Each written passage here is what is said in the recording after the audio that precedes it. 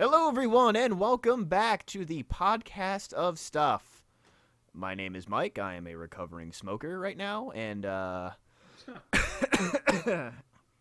yep, I have the post-convention plague.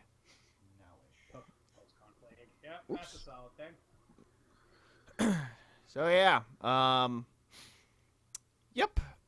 Last weekend I was gone, as I guess any of you who listen are aware. I have not heard the podcast that was last week, but I've heard stories of the podcast that was last week. We did nothing but sing your praises. I know. Just I'm such an amazing person, we and must that's sing the praises of our benevolent God. yeah. That's all they talked about was just how lovely I am, how a wonderful human being. I mean, who else would? Who How else? great he is at his job. You know, Who else would volunteer their time for the lovely people of the Rooster Teeth community? But no one else but a just humble human being. Oh boy, are you? I don't even believe any of the shit I just said. So, that's a good chunk of this episode is going to be just me talking about some of the stories from RTX. I kind of want to wait until DA gets here. He is running a little late, as he does with his job. Talk about whatever until he gets here. Yep. So actually, since he doesn't care, let's talk about the show that he utterly detests and doesn't care about. Dat Ruby trailer. Dat fucking Ruby trailer, though. So for anyone who is a fan of the Rubles, The Rubles? Really? Yeah. Really? I've called it that before. Oh god, no. Not that I've heard. It's something I say. I don't know if anyone else says it, and I don't. No, that's fucking awful. I don't. That's the Russian currency. I don't. Ruble. And I don't fucking care. Oh my head! I will Mike, call you're it gonna what. Give me a fucking embolism, Jesus! Mission successful. All right, assassin Mike. I just want you to feel as much pain as I'm feeling right now with this cold. I want everybody to suffer with me. But anyways, so at the Ruby panels that they had two. It was the same panel twice. I just wanted to show all the stuff that they had to as many people as physically possible. They showed off the first, I wouldn't even call it snippets, but it was just like a trailer, very similar to the character trailers from the very first volume of Ruby, for Volume 4. The animation quality has gone through the roof. Oh my god, it's not even a question of through the roof. It's demolished the building and then rebuilt it out of fucking pure ivory and marble. Mm-hmm. Like, season 1 to now is a complete just... What's the word I'm looking for here? And you saw it via, like, a camera. Like, someone filming a screen. Oh yeah. And even then, you can tell. Like, the shading has just increased tremendously. The cape physics. Yeah, just the physics in itself, the movement, the camera, just the camera angles and framing of the scenes look great. And they said this at the panel. I don't know if I told you or not. That is unfinished footage. Yeah, I know. So I don't know what the fuck they can do to make it better, but the fact that it can. Smoothing out the cell shading, smoothing out the background, probably sharpening the what's it called, the borderline on all the different things, so they look different, but yet it's just polish, really. Yeah, it's just polish at that point. So yeah, just Ruby herself has appeared to gotten way better at her fighting style. She uses her speed much more in combat. I mean, she fucking flies. She can also make shadow clones. She can fly. Now, if that were true, she wouldn't have used the Grim to get to the city. Dude, she fucking flew. Then why did she use the Grim to get to the city? From a standing position, she leaped about 1 billion feet in the air, hovered there for a second, and then speared the thing down into the ground. She flew. No, she just ran upward. It's like the Flash, where he can make a tornado. And she just ran up the tornado. Okay, fine. All right, so Ruby's new name is Barry Allen, and he is the fastest man alive. That's, correct. Instead of lightning, it's rose petals, Oh, my brain. So, yeah, just the fighting's like you could tell it's older. How long do you think the time skip is? I'm gonna say 3 years.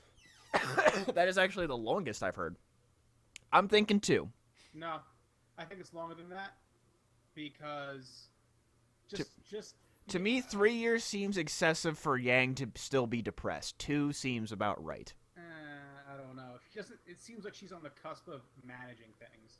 Nah, it didn't look like her wardrobe and her just sitting on a log at home did not look like she was No, managing. her face looked kind of had a slight tinge of determination No, to it looked dried of emotion to me. That's again. I'm seeing things a little differently than you are. So, But yeah, just Weiss is still trapped at home. Blake is got an awesome duster, and yeah, I mean, they showed off some character design things too. so that, Weiss has like 2 outfits, pretty much. well, one is like her actual battle, like her combat skirt, and then the other is like just her casual wear, I guess. So, yeah, I'm fucking looking for it. I mean, like you got a small glimpse of the rest of Team Juniper too. Like Ren's hair's longer, Nora's hair's longer. I think Jean had like a little bit of a scraggle from like what I could see. Actually, like you can't really tell from the camera footage. But yeah, just everything is pointing to this season being in just this one trailer being awesome. So they said like they're doing character trailers again. And what I think is going to happen. So they just showed Ruby. I don't think it's going to be Weiss, Blake, and Yang. I think it's going to be Jean, Nora, and Ren that are going to be the other 3 trailers. And they're going to save Jean for last to show that he is now a competent fighter. I genuinely hope so. The reason I also say 3 years is because I think that's how long it would take him to actually be competent in anything. No, he was, dude, he could fight Grimm pretty easily. He was barely holding on. He fought an Ursa Major at the end of volume. Barely? He murdered it. He murdered it. Okay, just relying on his bum-ass OP aura that he has no ability to control. He didn't use his aura. He slashed the fuck out of it. I think that'll come back as having to do with his fucking bum-ass aura. No. Aura is like a defense mechanism and every time they've shown what we think is a semblance, which is like super aura, it's been in defense. Super aura. In offense, he's shown to be competent to take out low-level Grimm by volume 2. Okay. So, I'm thinking 2 years would be more than enough. Plus, he's got Ruby, Ren, and Nora to help teach and spar with.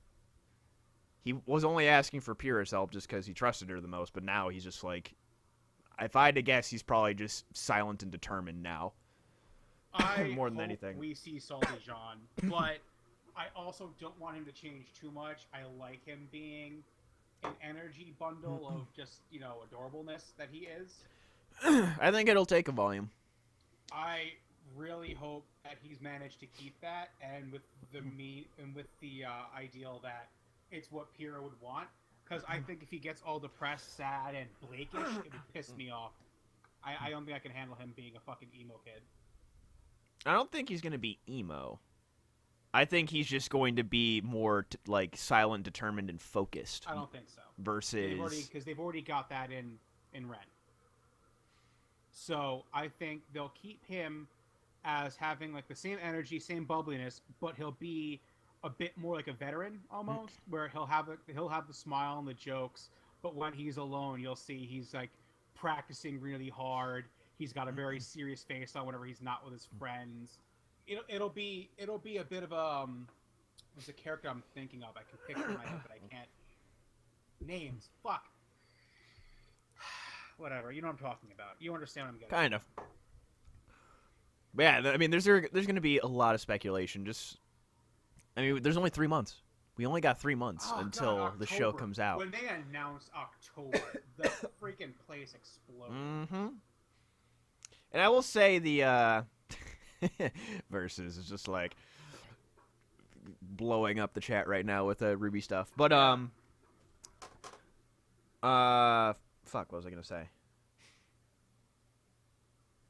Oh, so I guess the audience that you saw the trailer at was the second panel, and they were much more silent, which I was okay with, just because I wanted to hear everything. Okay. Yeah, the first panel, like everyone was just like, oh, like there's a cam footage from the first panel, and a lot of people thought that Ruby was Summer for a bit until they showed the scythe, and it's just like, oh, she's older. Yeah, in the trailer that we watched, the first thing he says is, "It's summer," and also the guy keeps chanting for silver eyes at the tower scene. I was like, "Shut the fuck up!" If I was in the crowd, I would have looked back to him and just punched him in the mouth. Just shut up. I bet that was Versus actually yelling out. Wouldn't doubt it. So yeah, I'm super excited for Ruby. One of the other fun things as far as shows, so Red vs. Blue, they're going through their anthology season right now. There's a bunch of little short stories composed throughout this whole season. This latest arc that they started, the art style is very reminiscent of Borderlands. Okay. And they are showing the past of the two main villains of the last major 3-season arc, the Chorus trilogy. But, like, they're good as of right now. They're just mercenaries for hire, and they're hired to, like, take out bad guys. Okay. But in, like, the last 3 volumes, or the last 3 seasons of RVB, they were utter, despicable, genocidal human beings. So it's like, well, where the fuck did this come from? And they introduced the third character in their group named Cyrus. Is a Felix Locus. You found out his real name is Sam. And then this guy named Cyrus, who is voiced by Christopher Sabat. Huh. They got Sabat in RVB, which is That's awesome. They are just jumping through like the rings. So they are like grabbing like my VA wish list. Like all they need is like Steve Blum and Mark Hamill, and I think I'll be set. So I did not see that panel, but I saw the last episode, and yeah, I'm thrilled with how RVB's going. Like, we haven't seen the Game Grumps episode is still yet to come out, and then there's Screw Attacks making an episode, and there's a bunch of other ones. They just had a live action Freddie Wong episode of like they've had these PSAs for Sarge movies. They like the last one was Sarge 2, Sarge Harder. It's like just a shitty action movie trailer. And then now for the Sarge 3, I forget what the name of it was, but they, live action with the guys in Spartan suits. Typical Freddie Wong action video. Yeah. I actually haven't watched his shit in a long, long time. Yeah, it's been a while for me too. I saw he made a video during his whole like Hulu thing where he made like 6 action shorts back to back to back to back to back, and they had a documentary. I saw the one that they dedicated to Monty, which was like these two guys are fighting and they just keep like pulling each other up and like having this fight where they keep throwing each other up, and they're just defying gravity, like literally throwing each other up into the sky until they notice that they're actually in the sky and they start falling, and then they have a fist fight falling down through the air. Which is a reminiscent of RVB season 9, where they fight jumping off of a building. Yeah, there's I'm like right now I'm catching up on the panels that I missed. Right. User entered your channel. Hey, there's DA. Whoa, that's loud. Can you hear me? Yeah. Yeah, we can hear you. Okay, that is very, very loud. Hello! Hi. Too late. Already Damn turned it. it down. So I'm currently going over like shows and of Rooster Teeth stuff because I figured you would not care about that shit. Oh boy, you're right. Oh, and DA, he hasn't seen Zootopia yet. Jeez. I didn't have time. Did you have a flight? Yes, but I was playing games and Okay. and Excuse sleeping me. and sleeping. Excuse me. We know where you're. No. You said what was important first. Yes, video games. I don't deny that. Well, here before you guys continue on, here is my situation. I have exactly 2 days to make 2 collages, which is a tough task for me because I have a con on Saturday. So I will be making a collage right now. So, All right. Welcome to the POS, folks. Yep. I am stressing myself out. I've bitten off more than I can chew, but go ahead, please. So, yeah, right now I'm just catching up on, like, they archived all the streams from RTX, so I've been catching up on those panels and just the fun stuff from that. Broadcasts, like, there's, like, I like a lot of the behind-the-scenes team stuff, just because it's fun to see how everything runs and just Oh, yeah, getting to know the people that create all this awesome shit that I love. Yeah. There's no tech panel, like IT panel, which I was a little bummed about, just because I mean, I- it probably wouldn't be that popular. they had a full room last year in the room that they had it in. Really? Yes, I was in there. Huh. It was Who very ran it last year? Adam Baird, the guy who Oh, was I know who- director. I know. He was director of IT, but now he handed that off to somebody else. Yeah, that person probably just didn't want to do it. But yeah, it was just right now. I'm just catching up on stuff. So, on to stories. There's no DA level of story for this con, thankfully. There's a few little fun things. I'll go with like the least, just some dumb little things that happen throughout the con. So I was a guardian at RTX, which is their volunteer staff. I was running a panel room for from one of the panels. I was in the third biggest panel room. How many hours you work? I worked from essentially it was the all day shift. They had a night shift as well for after hours panels, but it was from 7 a.m. to 6 p.m. So almost 12 hours.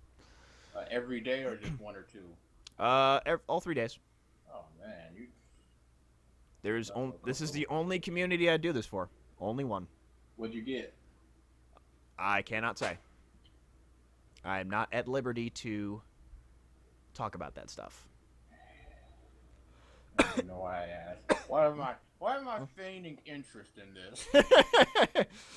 Because you're a good employee. Oh, cough, cough. But so one of the things that big Pokemon things that Go happened did with the launch. line. So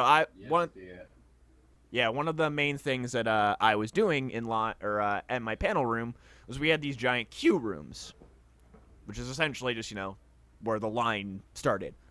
We would fill up these queues and essentially take them in one queue at a time.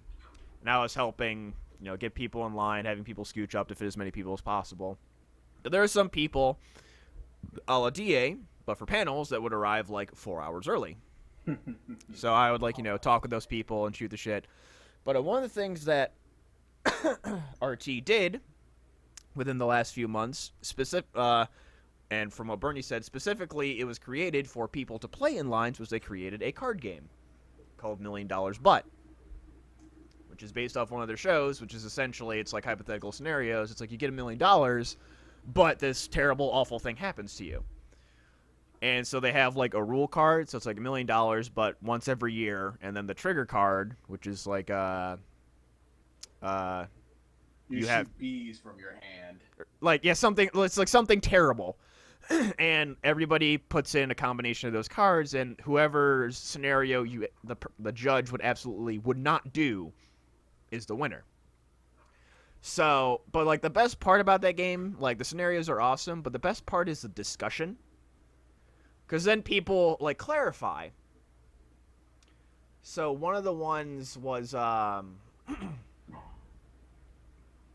I guess I'll just do one from the show. Excuse me. You get $1 million, but every time you sneeze for the rest of your life, you are randomly transported somewhere in the world. And so the discussion was just like, do you get sent to the bottom of the ocean? Is it like anywhere? Do you have to? Is it like on land? And it the discussions that come from it. And while I didn't play with the attendees, I would participate in the discussions. Now, one of the best ones that we had was $1 million, but every time you have sex, your significant other's hands and feet switch places. And the discussion Unless you have a foot fetish, which is well, like sore, I the guess. one that I thought of, which I just contributed. I'm like, so like, say it's like the girl who has it, and you're the dude, and you're like having sex with the girl missionary style, and you're like holding onto her leg, and you just look, and then there's a hand there that just kind of waves at you or like pets your face. It's like ah. But so that was a lot of fun. And then, like, as, you know, lines would fill up and we started to get to loading people in, obviously I would, like, interact and had some good interactions. My favorite one was, excuse me, the, slow-mo guys panel was in my room. And there's a guy who was also, at that point, helping me with the lines. And he's, like, trying to get people to do a chant. And it was like, RTX, blah, blah, blah, this. And then it was like, RTX, and everyone screamed. And I screamed, now do it in slow-mo. And about half the people started going, Oh, God. It was just like, the fact that, like, so many people responded, that, like, made my day that day. It was just like, you guys are fucking amazing. What else? I had a fun little interaction with one of the achievement hunters. So we're getting people loaded into the panel. Oh, fucking BG's on the fucking message board here in the comments. I see that. So Matt Bragg, who's one of the newer achievement hunters, he was at the Game Grumps panel, and his PA came up to me and she's like, hi, are you a panel guardian? I was like, yeah, I'm a panel guardian. She's like, okay, so about like 15-20 minutes before this panel ends, we need to get Matt out of here in a, like, not, In a discreet way. yeah, thank you, in a discreet manner. Who's killing somebody in the back of your house, DA? That is a constant here. It's a toss-up between fireworks and gunshots, and every time you hear a grunt after, you know what happened. Someone got shot with a firework. Right? Right? That's the best that they can hope for. Right? My baby! Call back. So I go up to Matt and I'm just like, hey, like, I'm Mike, nice to meet you. So I've been charged with helping get you out of here around 20 minutes till, just so you can get to the Achievement Hunter panel. And just like, probably, like, you know, just kind of keep low and then we'll take you out the side. He's like, all right, but when I get up, I like to scream really loud. It's like the opposite of discreet. It's like, are you okay with that? I'm like, I'm fine with that if I have full permission to actually, like, cover your mouth forcefully. And it's like, so if you get up and you scream, I'm just gonna go. It's like, and I will have no qualms with doing that, sir. And he got a chuckle out of that, so I was just like, yeah, made an Achievement Hunter laugh, woohoo. So there's that. Any other funny things from from panel line shenanigans? Mostly just a lot of, like, different discussions, $1 million butt, talking with random people and all that. But the funniest tale. Actually, before that, so I was explicitly told by Versus to say that Versus was pulling a DA all weekend because he was fucking hounding autographs. That's right. That would be my man. So actually, I'm curious about how you would think this system works. Actually, you're probably not gonna like it, DA. Let's hear it. They had tickets. They have tickets at MatsuriCon. They also have tickets at most BronyCons. Continue. Okay, so it's essentially they had tickets for sale. That I'm not sure if you could buy multiple. Maybe only multiple if they had multiple autograph sessions. But I believe it was that, and I'm not sure if I wasn't too sure if they had a limited item amount. Versus if you could help me out with that. So the way that it works at most Brony conventions, especially the smaller ones that have to cover the guests, getting there, stay, they have, $5 or $10, and you get some of the bigger, main 6 people, they'll only have one autograph. But if it's a smaller, I did 1 or 2 voices or I'm a recurring character, they'll do multiple items.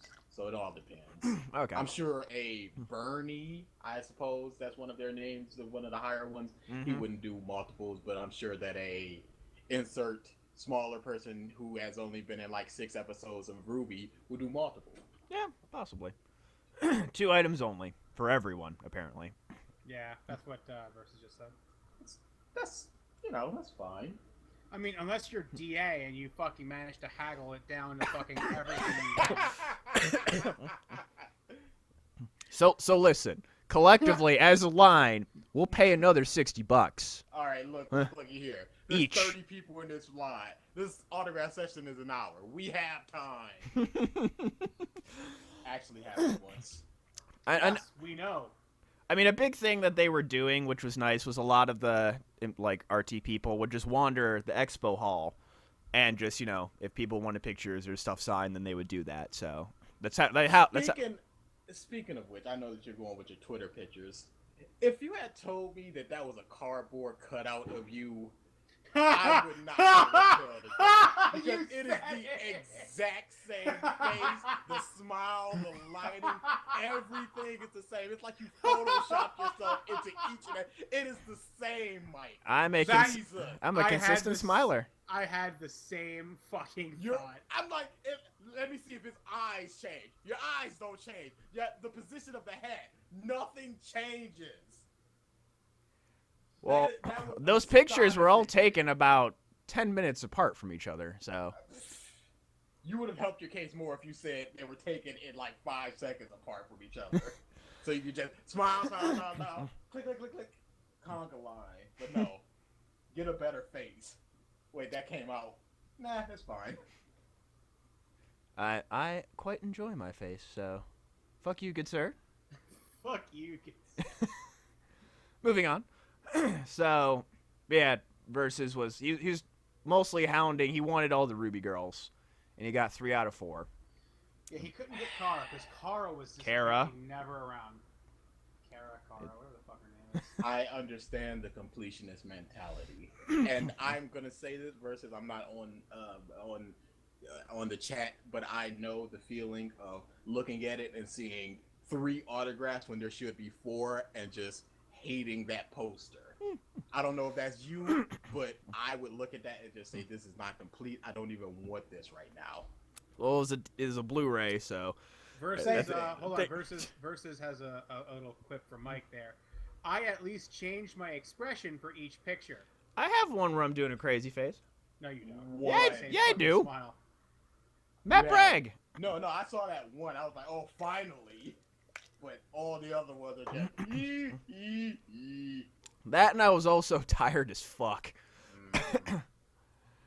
I think that's what if I had to guess, I got sick probably like the first or second day, and it's just my body was running on adrenaline the whole weekend. That once I since the first or second day of your life.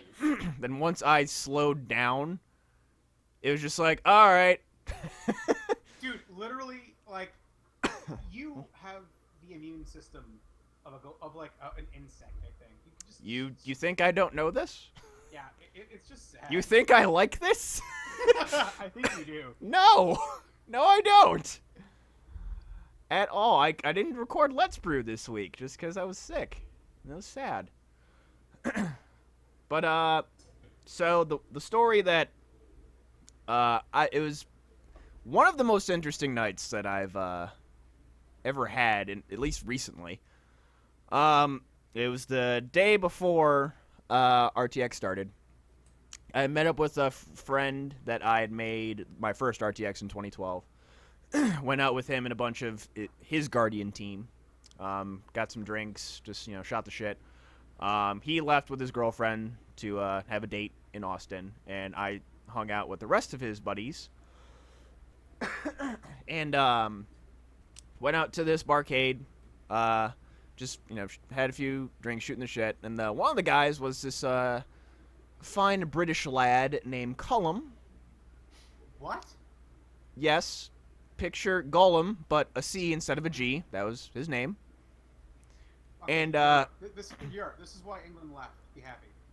he's English, so. Talking to the EU. you. Be happy Britain's trying to get out. You don't need these kind of names. So, and he was talking to me about this game that they play in England called Bush Bush, which is where you're out drinking with your mates, and you are walking next to, like, hip to, like mid-torso high bushes, and someone yells, "Bush Bush," and when the person turns around and goes, "What?" you push them into the bush.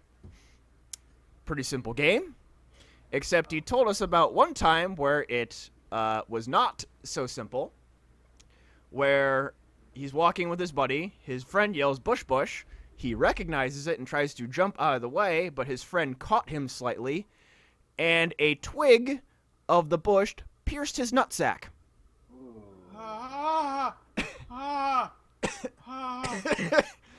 That was the real Bush Bush. That was my reaction as well, Ralph.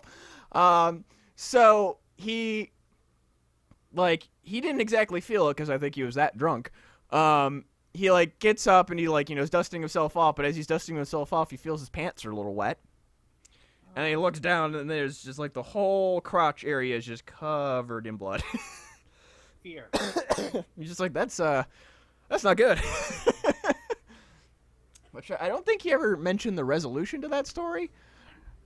But, yeah, so that was he like... pulls down his pants, and it was me! It's like a Ken doll down there. But, so that was interesting. I'm talking with him and then this other guy who was running the RTX Lines Twitter, which that was actually a very good addition to RTX. A lot of people liked that a lot. Twitter that actually tweeted out line length and capacity and helped out quite a bit.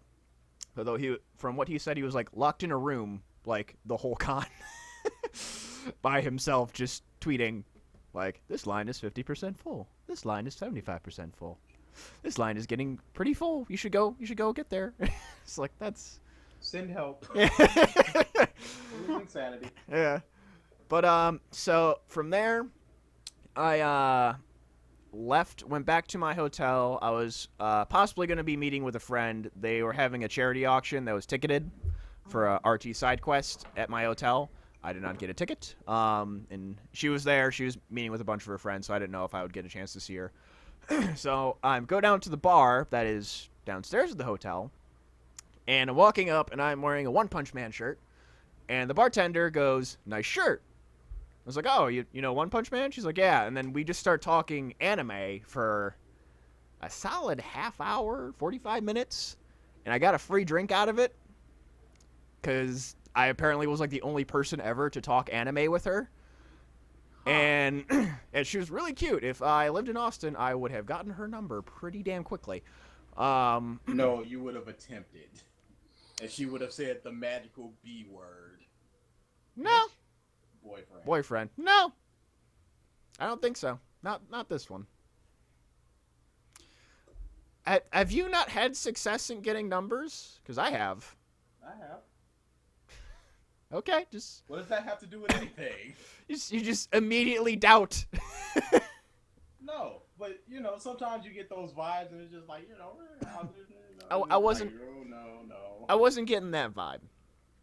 But... No, I'm talking about the vibe of, hey, there's something going on here. Oh. And then it's just like, no, I'm just a very flirtatious person. I have a boyfriend. It's like, oh, goodbye.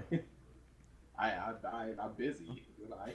I think the free drink, tilts it in the other direction. No. To me, anyways. I give out free waffles every time. Gave one to a 60-year-old lady. I didn't want to bang her. Can I have your number? Sure thing, Ruby. I couldn't think of an old lady name. The old lady from Titanic was Rose. Edit that in. Oh boy. Then before I left the bar, this older lady approaches me. Speaking of which, oh, One Punch Man. She comes. Have you seen the Batman Superman? I'm sorry, I have a girlfriend. I'm gay, transsexual. But she's like, so how old are you? I was like, I'm 25. And she's like, you do not look 25. I'm like, yeah, it's why I keep the soul patch. It makes me at least look like a year older. She goes, how old do you think I am? And I go, this is a trap. You go, no, here's the situation. I've been in this situation. You go young, but not too young to just be like, oh, I'm humoring you. That is what I did. There you go. She's like, no, I won't get offended. And I had pegged her at the right age, but I went younger. I said, 38. And I pegged her at low 40s. And she's like, no, I'm 43. So I was like, oh, okay, cool. And, like, talked with her for, like, 5 seconds, and then she went back to her group of friends, older people.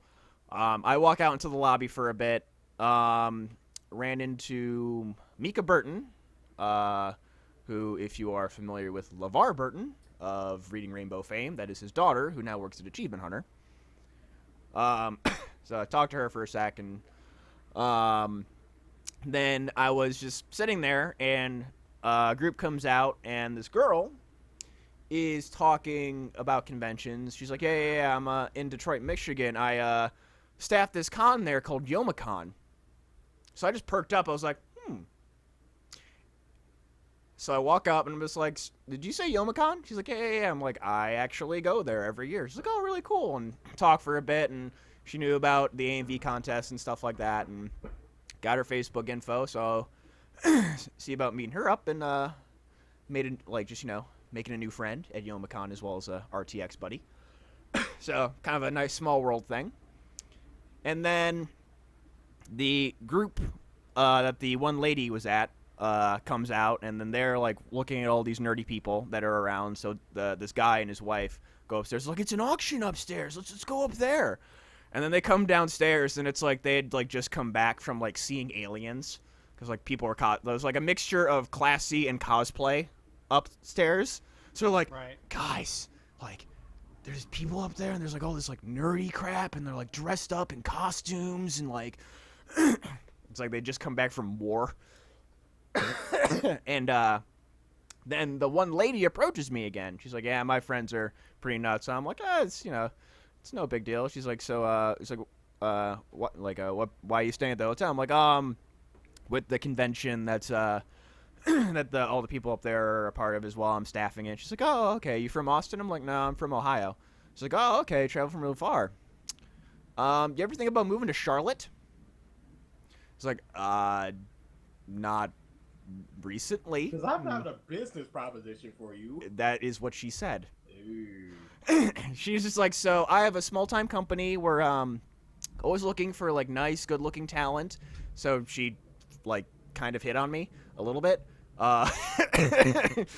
She's like looking for good-looking talent. We do have some back and forth between like Cincinnati and Columbus and Charlotte. And here's my business card. If you ever are looking, just give me a call. I was like, all right, thank you.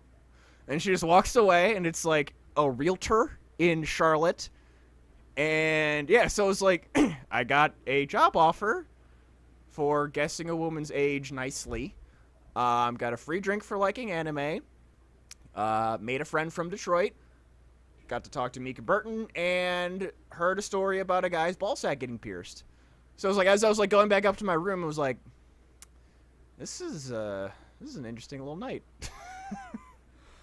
Yeah, I mean, it's success. Yeah, I like it. It was interesting and just a fun little tale. Nothing like, none of these stories are DA's level of just out there. And I hope to never have one of those stories. Besides the fortune teller one was good. That one was that one. These are stories that I can tell for 50 years. You don't have these experiences. Well, I'm still having to wait to share my travel story for when BG gets back. Well, I have the life-threatening disease, but I've told that story already, so. So that's one. But it's something that no one else has ever experienced. I have Texas Arrow, Shudokan with a knife. Which I when talking like Versus and I after the event was over, he stayed until Monday morning and I stayed till Monday afternoon. We were talking at at dinner, And I'm like, so I'm going to be real with you.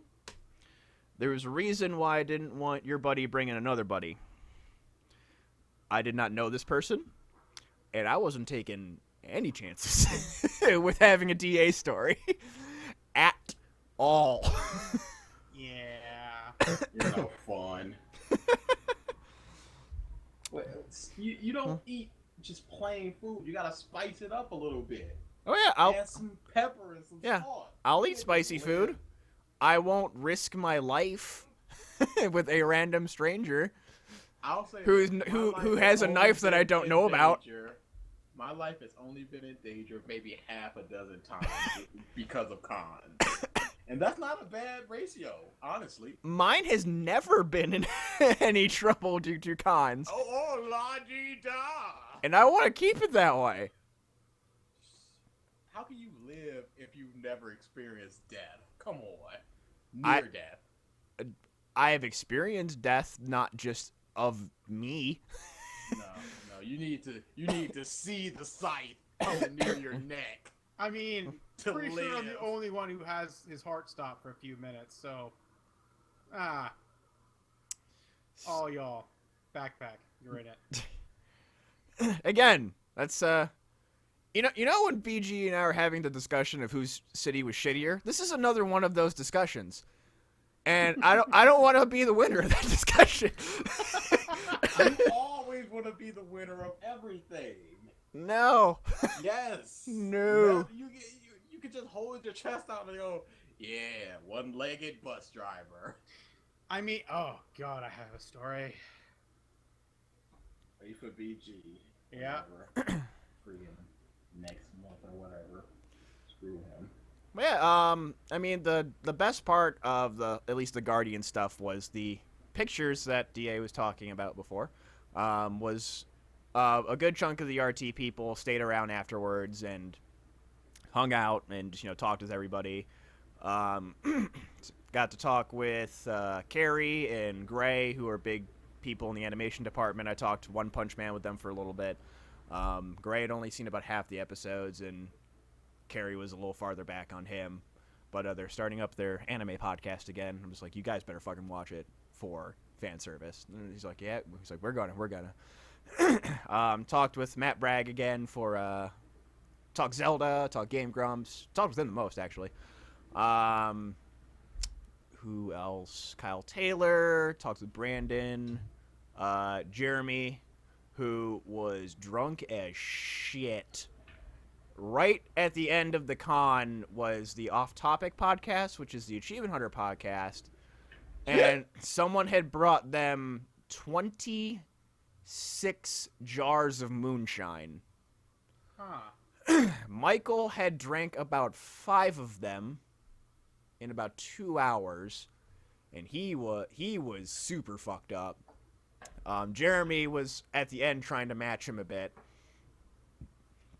So it was fun talking with him, and then talked with Bernie for just a little bit, just because was getting mobbed. But I told like an interesting story of how I first got into RVB. I didn't actually watch RVB for the first time. I listened to it.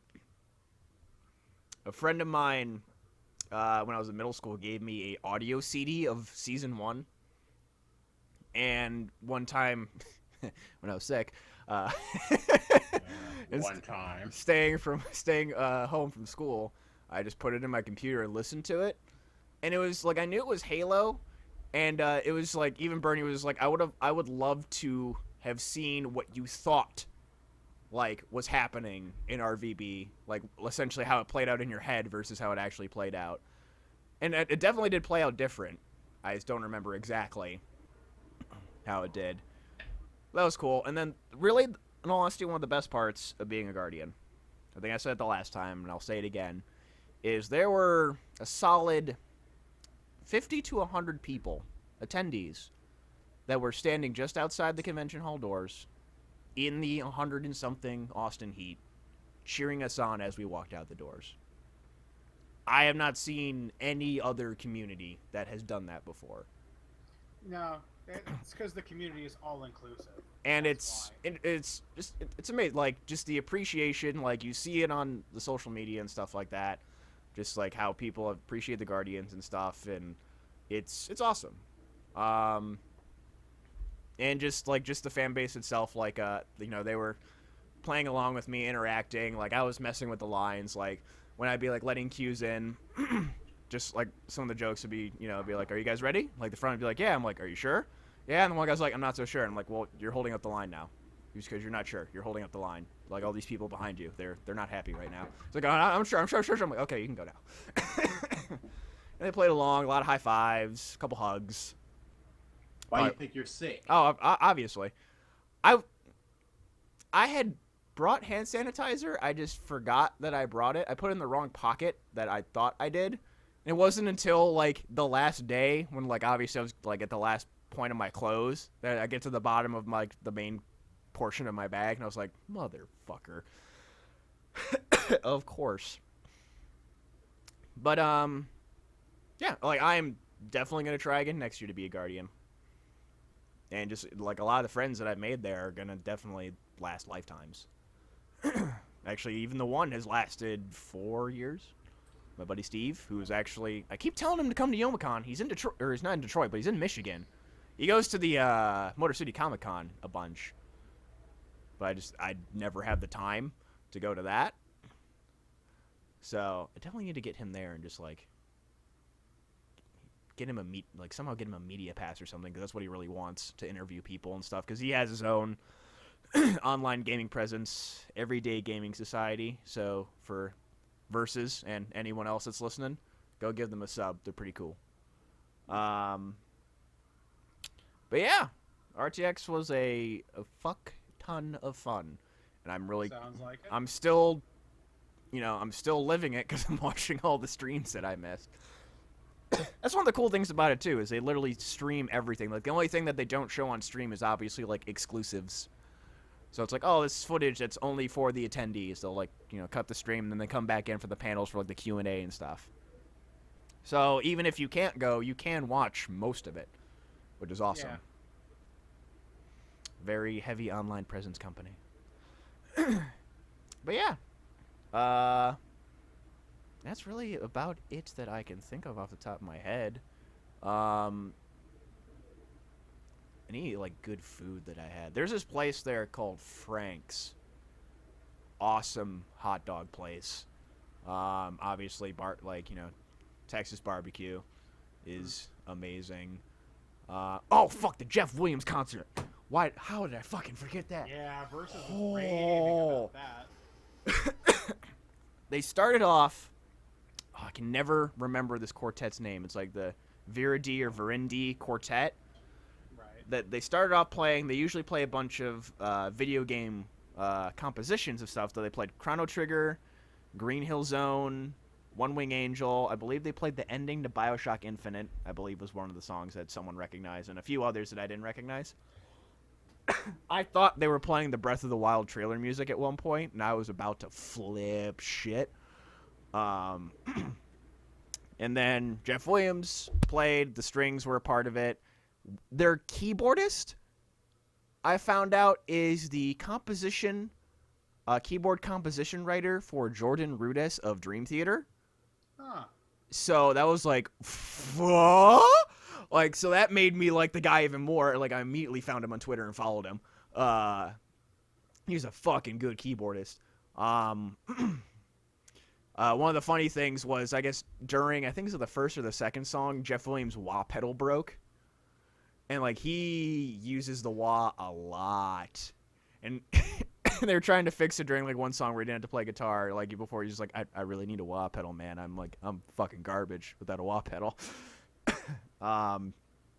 He ended up borrowing the other guitarist's board, which had a wah installed on it.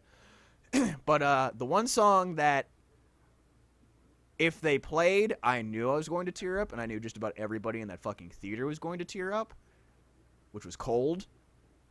And they played it. And just about everybody in that fucking theater had, the cell phone lights on. Like, the stage was illuminated by how many lights were being shined from people's cell phones. And so for those of you that aren't aware, the song Cold that was written for the end of RWBY Volume 3, from first impressions, it sounds like it's being sung about two characters that are in the show. It's not. It's sung from Jeff Williams' perspective. Well, it was written from Jeff Williams' perspectives about Monty. And about how much Monty meant to him. And how Monty helped him, find his own wings, helped him, come out of his shell and, be this just be able to create as much as he's created and have the opportunities that he's had. And yeah, as soon as the song started, I was just like, fuck. And yeah, I was teary-eyed by the end of it. Just because, Monty has affected a lot of people. Everybody in the arts. Pretty much everybody he brought into RWBY, it changed their life. Well, just and all of the fans of RWBY and anything, even back to RVB season 8 through 10. Let's face it, Monty is the perfect rags to riches, story. The guy was making fan CG things of Final Fantasy and Final Fantasy and what was the other thing? Dead or Alive. Dead or Alive? Yeah. And then he got a fucking position of Rooster Teeth and fucking blew everything else out of the water. The man is self-made in the best way he could be. Funny thing about that, too, is Rooster Teeth actually tried to hire him long before Volume 8. I know. He just didn't know it. They were just kind of being polite about it, but he was just going oh, okay. And then finally there was hey, we want to hire you. We've been wanting to hire you for 3 years. He's like, oh, really? Oh. Yeah, sure. It's in the calm Monty way. Jeff actually did address a controversial topic at his panel too.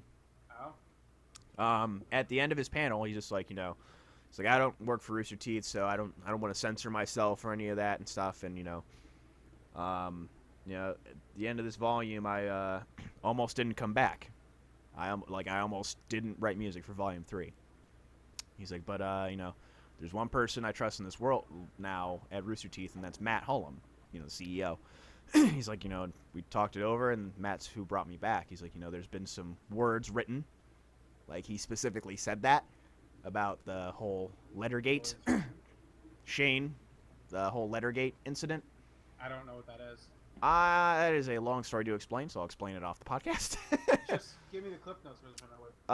Monty's protege wrote a very, very emotionally charged letter talking about how Rooster Teeth fired him and how only he, Monty's widow, and Monty knew what was best for RWBY, and how other people didn't know and usurped the show, and a very me-driven article, most likely violating an NDA. And committing career suicide, in all honesty. So yeah,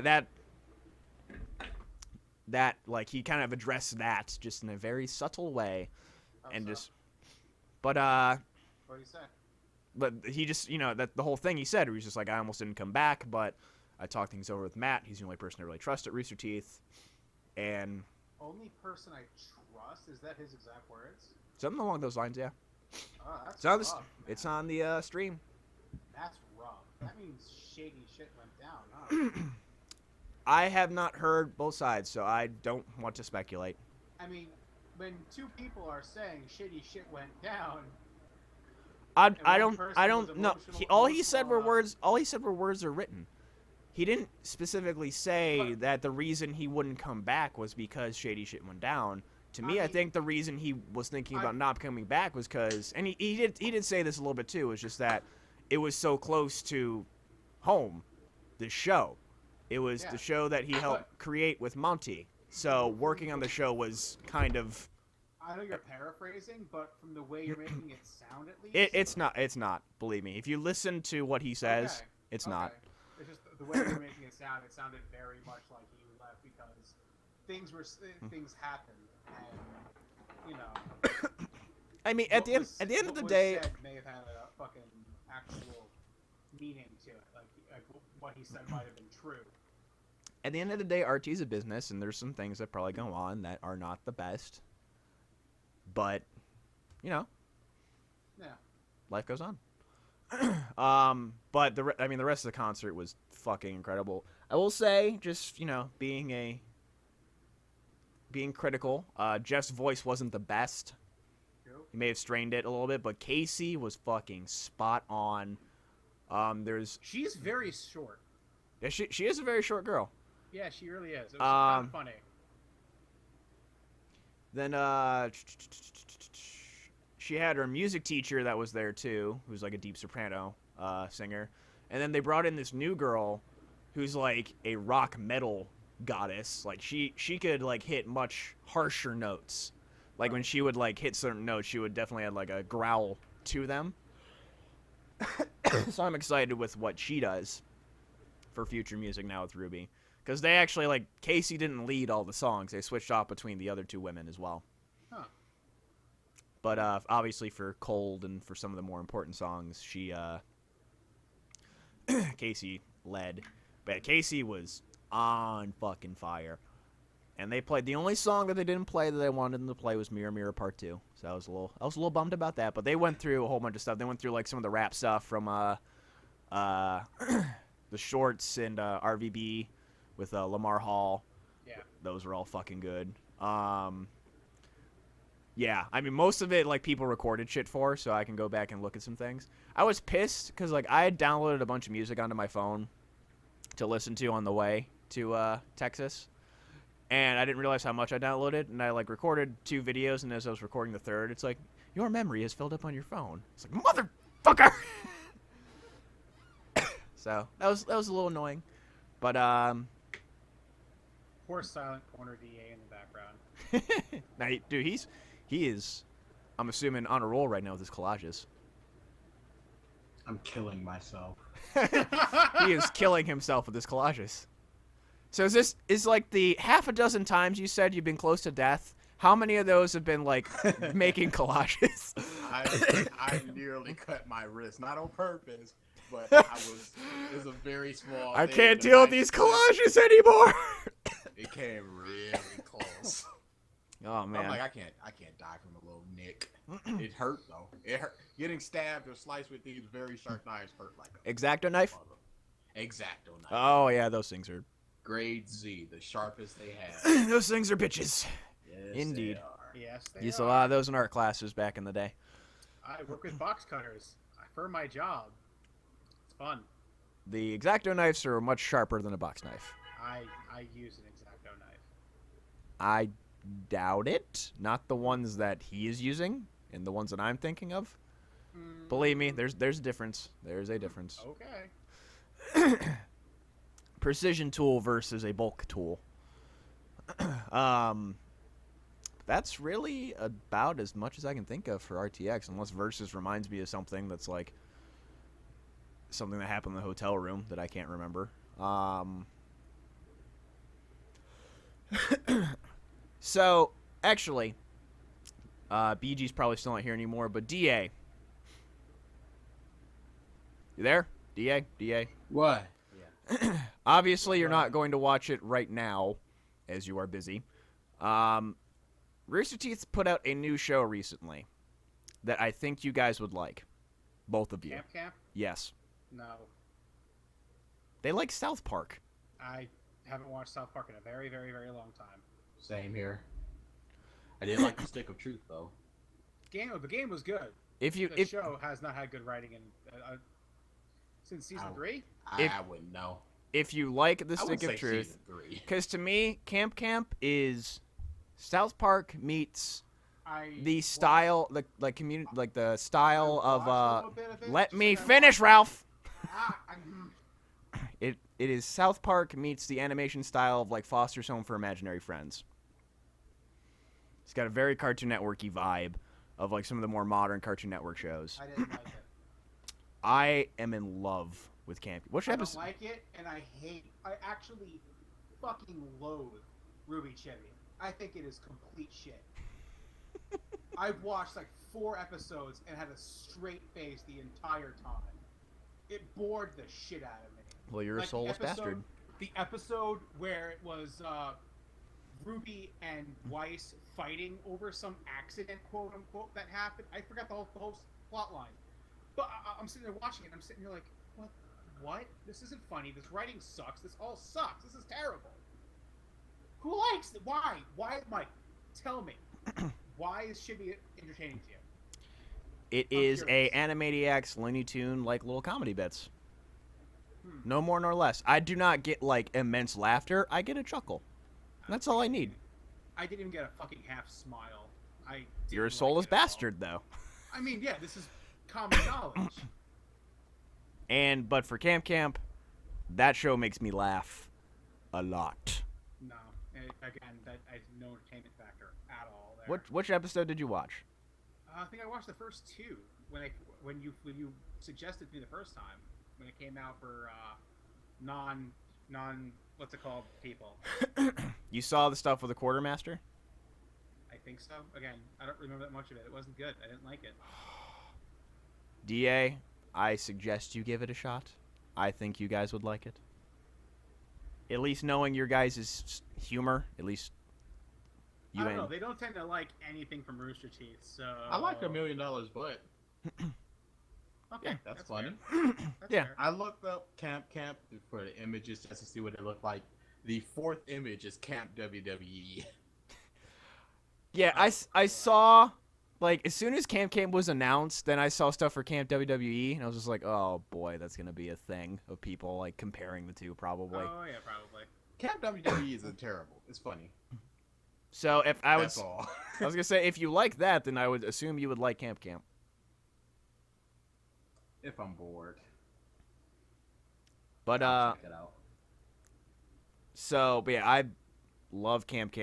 Ruby Chibi is what it is. It is filler until Ruby main season. Just short little things. Oh, day 5. Fuck, I forgot about day 5. Yeah, you guys wouldn't be able to watch that unless I think you're a sponsor. So, or first. Okay. So, this is the last thing I'm going to talk about, and then we'll end the episode. So, since Rooster Teeth started, they've had like a premium membership, so to speak, called sponsorship, where you would pay a certain amount of money every 6 months, and you would get access to videos early, some premium content, and you were called a sponsor. Makes sense. You're sponsoring their content, yada yada. They recently changed the name to a first membership. Huh. So, first, I mean, people know it by just like the internet thing of like, oh, you're the first to comment, so you say first. The first place that I saw that was Rooster Teeth.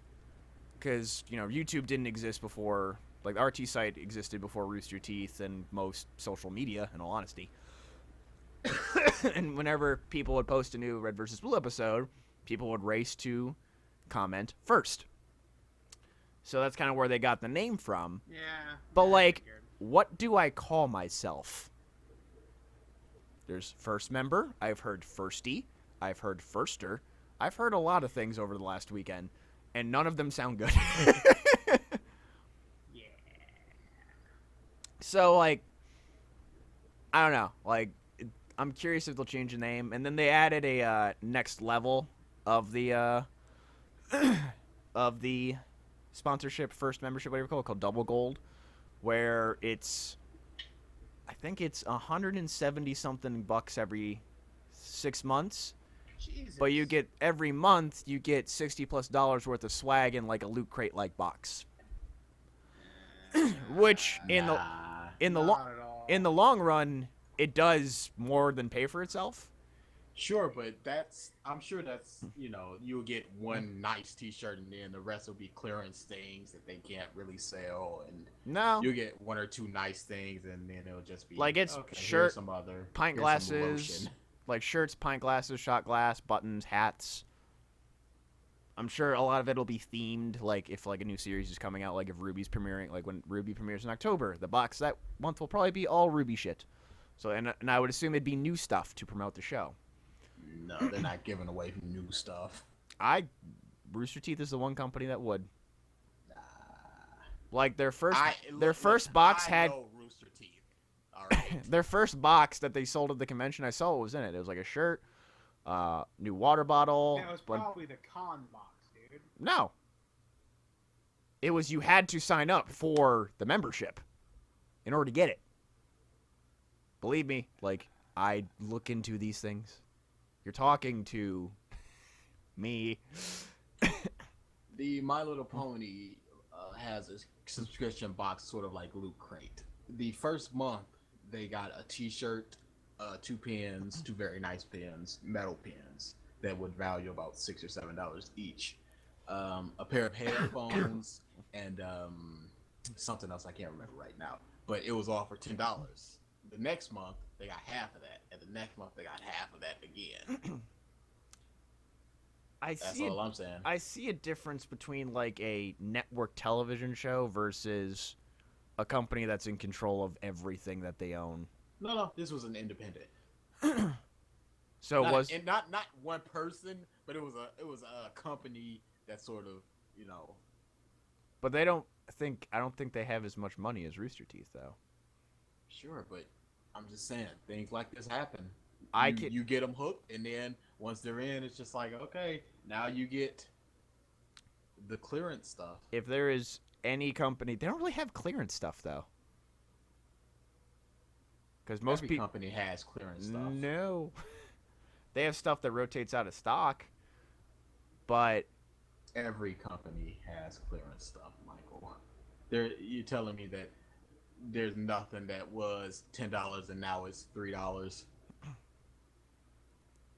Let's see. Most of the stuff says sale, not clearance. Yeah, clearance sale, whatever. That's my own cheap mindset of, hey, you gotta get this now. It's on clearance. Clearance to me sounds softer than sale, and I could justify it to myself. Because like most of the stuff that they have are shirts, DVDs, and glassware. I doubt that they would put DVDs in, but if I could picture any company that would not skimp, it's Rooster Teeth. I mean, we'll see, but anyways. So yeah, that was a thing. But yeah, day 5, post-apocalyptic show. They actually have a few people from The Walking Dead on it. And it's something happens essentially in the world where if you fall asleep, you die. Sleeping becomes lethal. And the show starts on the 5th day of all these people being awake straight and then dealing with, them trying to figure out what's going on, the ramifications of the problem, and just, what happens when you don't let your body sleep. Yeah. The hallucinations, the night terrors, and all this other stuff. I need to catch up on the last 2 episodes. I saw the first one, though, and it is really, really good. First show that it's actually had nudity in a Rooster Teeth production. So, yeah, there's a... I mean, it had Barb in a bra, pretty much. The internet went wild on that one. No, there's, boobs. Actual boobs. Yeah, I know what I'm saying. It had Barb in a bra. She's been bare. Yeah? Yeah. In, Zach Anner's, music video, How Does It Wheel? At the end of Buff Buddies, a bunch of different Rooster Teeth people are quote-unquote naked. Barb has her hair covering her. She's wearing a clear bra, and she has her hair covering her boobs. But, Okay. So, yeah, she's bared more than what she did in the show. I'm just saying. Maybe, yeah, that's probably true. But I'm saying Twitter was, wild with that, to the point where she changed her Twitter avatar to a picture of her. Oh, of course. Fucking Meg Turney, dude. Anytime she posts something new. Oh, yeah. Well, yeah, and she left Rooster Teeth, too, because she did Playboy. No. That's what she was saying on her blog. No. It's because her modeling career was growing bigger, and the fact that she had her own store, separate from Rooster Teeth. I guess I didn't understand how she was wording it. No, a big thing with Rooster Teeth, it's it's a very all-inclusive company. So it's just that's one of the reasons why Ray left. They wanted him to stream under Rooster Teeth, so he's like, no, I want to stream on my own. So, but they both left amicably. So. Well, yeah, they both keep returning for all the events. Oh yeah. Well, then again, Rooster Teeth isn't stupid. They know that these people are pretty much now have Rooster Teeth fans for life. So by Mm-hmm. bringing them back, it brings more revenue in. Oh yeah, for sure. All right. So I hogged this podcast. Does anybody else want to add anything? Any fun little stories? How you guys been? How's the last week? Today's my first day off of work in 7 straight days. So, Woo! I know the feeling. bruh, I mean, holy fuck. Da, besides slaving away at your This Saturday, Anime Midwest. I don't talk about this much, but you guys caught a glimpse of this back at, I think it was OhioCon. I absolutely love Marceline from Adventure Time. I hate Adventure Time because it's not a good show to me. I don't like it, but I watch each and every one of the Marceline episodes because I absolutely love Marceline. Marceline is gonna be there. I'm freaking out. I already got collages made. I have to go there.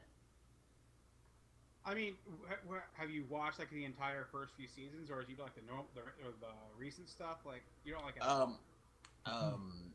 At TrotCon, the Arrow convention, they had a marathon going on Sunday, and I was watching the door, so I sat there and watched it for I think it was like 5 or 6 hours Okay. of me just badge checking and watching Adventure Time because there was nothing else to do.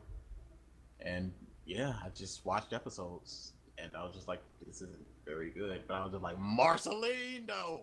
Yeah, it might have been from the later seasons. They weren't as good as the first two. No. This was about 2 years ago. Oh, okay, yeah. Well, no, even then, first two seasons came out like fucking 6 years ago, dude. Okay. Well, whatever. No matter what the case, I've tried because I want to like the show, but I just don't. No, I agree.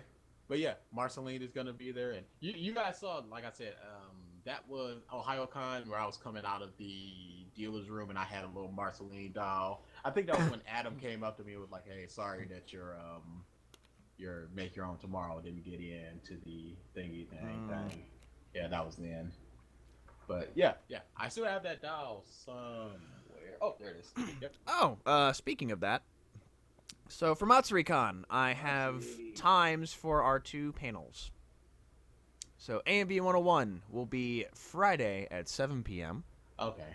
And then you better hope it's in the nighttime. And then the watch party is on Saturday at 11 p.m.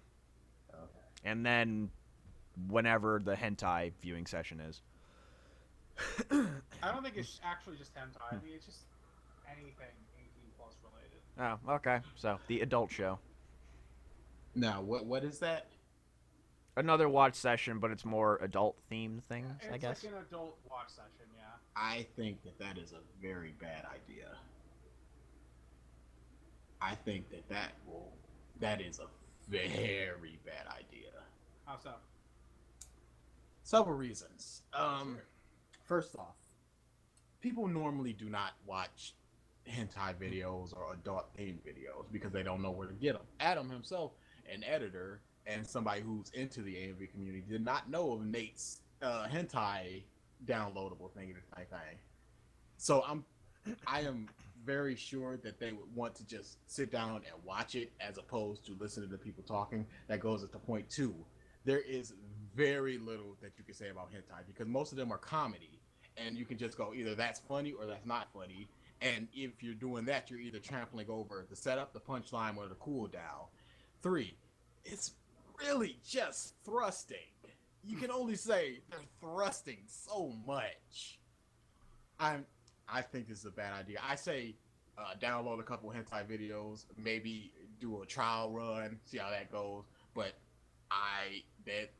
as a person who is, I don't want to say who's around here, as an expert in hentai and AMVs, I've been to my fair share of hentai panels, and I've watched my fair share of hentai AMVs, and I've paid my fair share of hentai AMVs.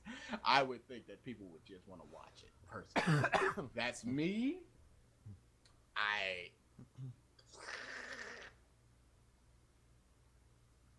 I personally just think this is a very bad idea. I say just pop on some hentai videos, maybe open them and close them. You know, have a little preamble in between them. Have a solid, what's the word I'm looking for? A solid Game plan. Yeah, solid game plan for the fucking planel. Planel? Adam was panel, whatever. Adam was just like, we have an idea for this. We were talking about this. Let's give this a shot.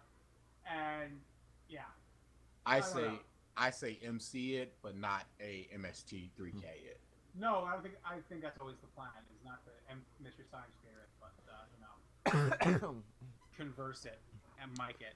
Yeah, but don't talk over it because I don't think that's a very good idea. Speaking as a connoisseur of hentai, the art form. as an expert, hands are up, hand check. Oh, kill yourself. That's a hentai thing. You guys Yeah, you guys I don't know. you guys haven't even been to a hentai AMV panel.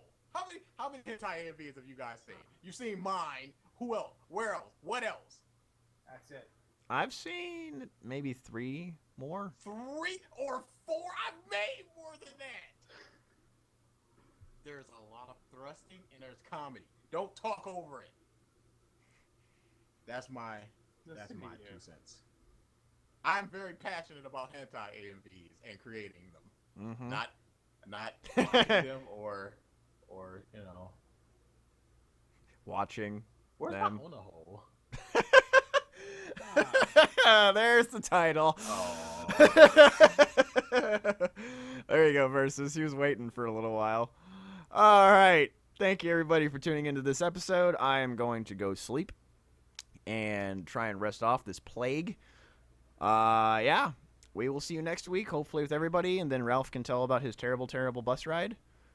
Oh, Christ. 12 hours of nightmare.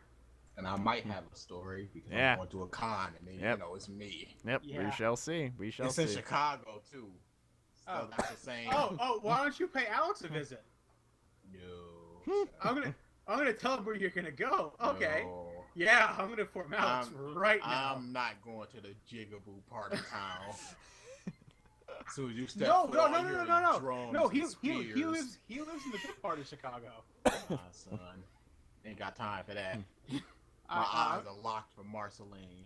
I'm telling him you're gonna be there. I'm gonna have him hunt you down. All right. Thank you, everybody, for tuning in. We will see you next week. Yep. Later.